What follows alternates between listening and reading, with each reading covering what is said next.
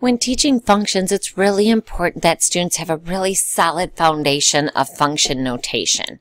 And so understanding that function notation and what it is, students really don't understand that that is just shorthand for what we're saying.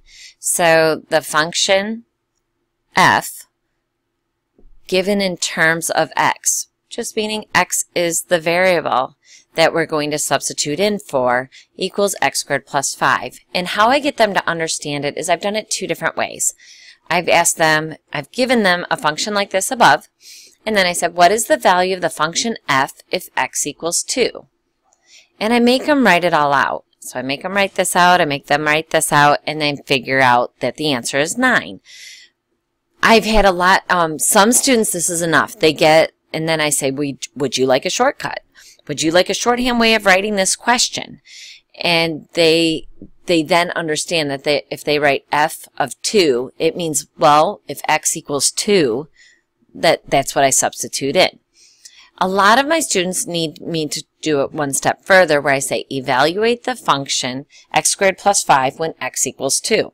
And when I do that, they are really, I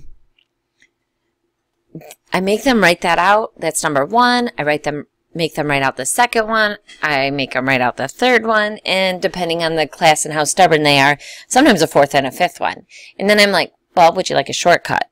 What if I could just write it out like, here's my function, and f of 2 equals 9, and f of 3 equals 14, and, you know, f of 10 equals 105. And they're like, wow, well, why couldn't I just write it that from the beginning? I'm like, you know, and then you kind of explain some of the, well, what do you think students would do if I just said f with a parentheses 10?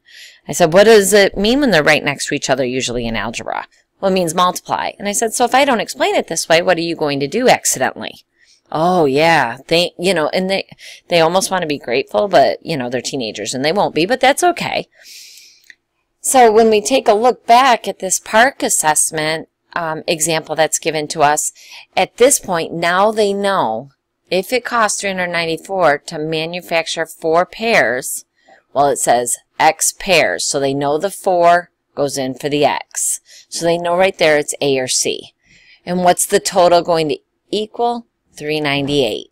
And they get it. There's no misunderstanding at that point. So I'll show them a couple of these.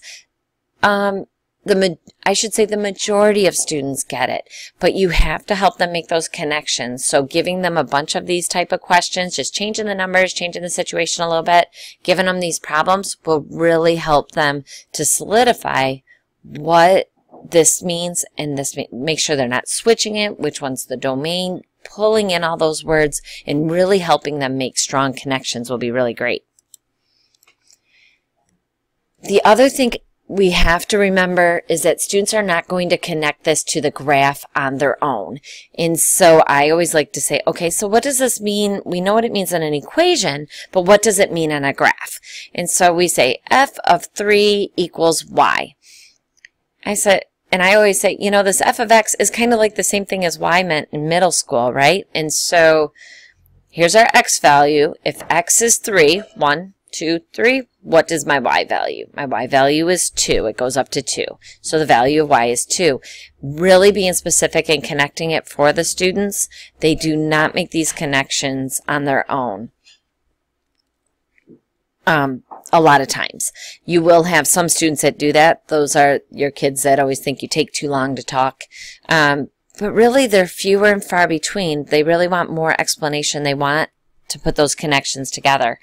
And so I always like to give way more than one, because the first one they start to get it. Oh yeah, let's try the second one, f of x. Well, what does 1 equal then? Your x. And what is y then? -1. And they'll get that. Now, I always like to reiterate that we can have this equal. This can go backwards as well. So 1 is my y value. Well, then what's my x value? I could have -2, or I could have 2.5. I've got 2 answers here.